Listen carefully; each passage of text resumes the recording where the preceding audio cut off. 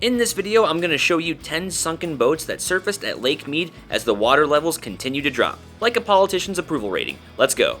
Number 1, the Higgins Boat. Also referred to as the World War II boat, this boat was brought into the spotlight in late June of 2022 by the YouTube channel known as The Other Me. The Higgins Boat, at one point in time, if you can believe it, once sat 185 feet below the surface of the water. Higgins boats were historically famous for being used in the event known as D-Day, the invasion of Normandy during World War II. For a while, it was used to survey the Colorado River until it was sold to a nearby marina, and then it was sunk and ended up being used as a dive site. The Higgins Boat is currently located about a quarter of a mile east of Lake Mead Marina, in case you want to check it out. Number 2, Boulder Beach Boat. At least, that's what I'm calling it. This one is super easy to get to, so if you're out on the prowl to explore sunken boats at Lake Mead, you could literally park your car, get out, and throw a rock at this one. That's how close it is to the parking lot. A lot of YouTube channels have actually featured this boat in their explorations. Other than the boat itself, the only thing you'll find inside of it is beer bottles, beer cans, and other debris that used to be a part of the boat. The beach this boat is located at has also been recognized in the news multiple times for having human remains being discovered there. So if you do plan on coming out here, just watch where you're walking, and I wouldn't recommend going swimming there because of all the dead bodies that were found. Unless, of course, you're into swimming in dead body water, but that's your prerogative. Number 3, the Cuddy cabin boat. This one is just another 15-minute walk past the World War II boat, and I even found it on Google Maps. Basically, you park here and walk until you get to the Cuddy cabin boat, which is right here. Now, Google Maps is a little outdated because this satellite image shows it just barely underneath the surface of the water, and as you can see here, it is now fully on land.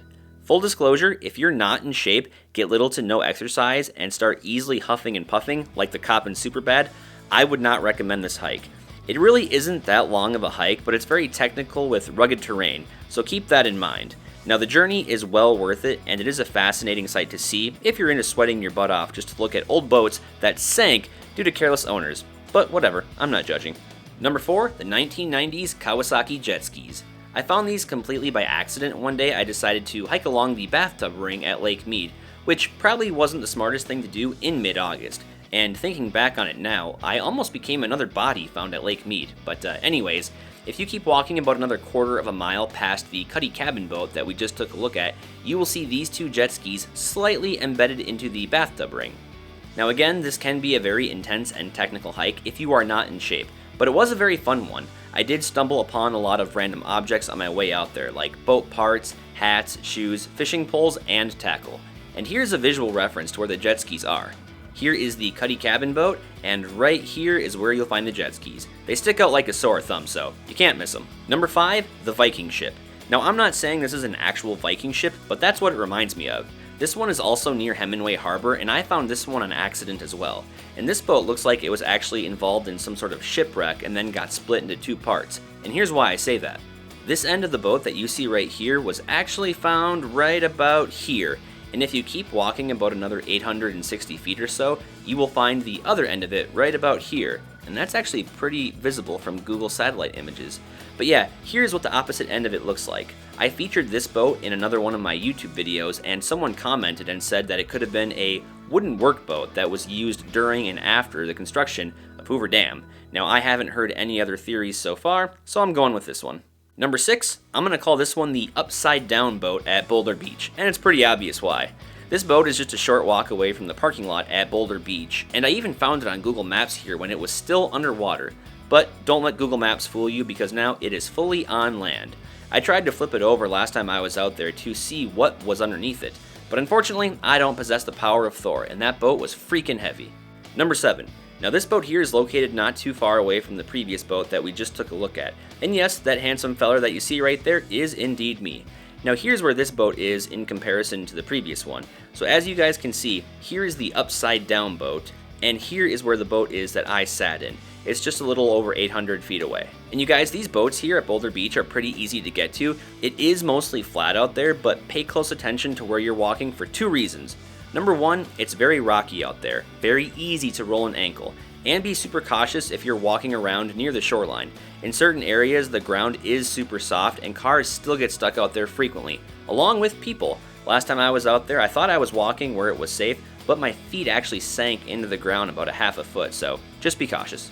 And hey, real quick, if you guys found this video super helpful and you don't think it completely sucked, make sure you go Will Smith on that like button and subscribe. Every time someone subscribes, it helps prevent me from drinking alone in the dark after I get home from work.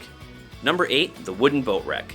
This one is also located not too far from Boulder Beach, and this boat wreck sits on the bathtub ring near the water intakes. And I'll give you guys a quick visual representation here to give you a better idea of where it's at. So here's Boulder Beach, and right here is the area where the upside down boat is. So you just keep walking along the shoreline until you get to the bathtub ring, and keep walking along the bathtub ring until you get to where the water intake is. And right about here is where the boat would be, but you can't see it here in the satellite image because when this was taken, the boat was still underwater. Now pay close attention to this dock that you see right here. One of my viewers commented and said that that wooden boat could have been docked up there at one point in time, and as the water levels continued to decline, like Joe Biden's mental capacity, the boat came with it, slowly crumbling and breaking apart as it hit every boulder on the way down. But let me know what you guys think. Number 9, the boat graveyard at Government Wash. I call this area the boat graveyard because there's about 3 boats out here within 100 feet of each other. Here's a visual of what the area looks like on Google Maps, and I'll even post the coordinates to this area down in the description below, along with the coordinates for the other boats as well. Make it a little bit easier for you guys. Now these clips were all shot back in July and August, so if you do plan on coming out here, be super cautious of the ground. Lake Mead received a ton of rainfall since these video clips were taken, and the area out there now is covered in lush green plant life.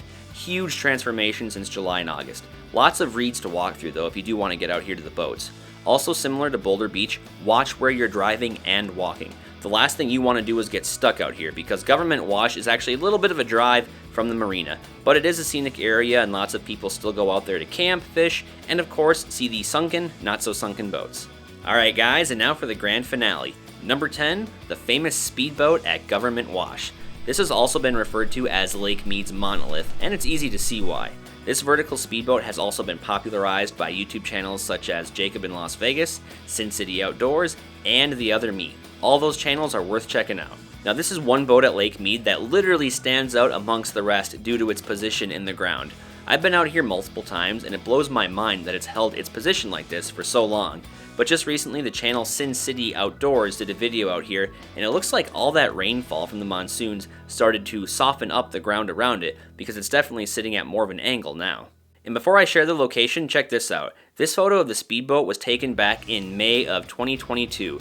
That's how far up the water was. And this is where it sits today. So here's a satellite image of the area on Google Maps. Here is the speedboat, and if you do plan on coming out here, keep these 2 things in mind. If you don't have a 4x4 vehicle, you are going to want to park right here next to this little cell tower and electrical transformer, and just walk down this gravel path until you get to the speedboat. Now if you do have a 4x4 vehicle, you'll be able to drive all the way down and park right about here. I'll post the coordinates for this area in the description as well. And yeah, in comparison to the boat graveyard that we just took a look at, here is the speedboat, and the boat graveyard area is just right over here, so it's within walking distance. And most importantly, if you guys do make the trek out to Lake Mead to go looking for boats, always make sure you bring plenty of food and water, respect the area, that means pack it in, pack it out, do not litter, be respectful to any and all wildlife, and dress appropriately. Sunscreen is going to be your best friend out here.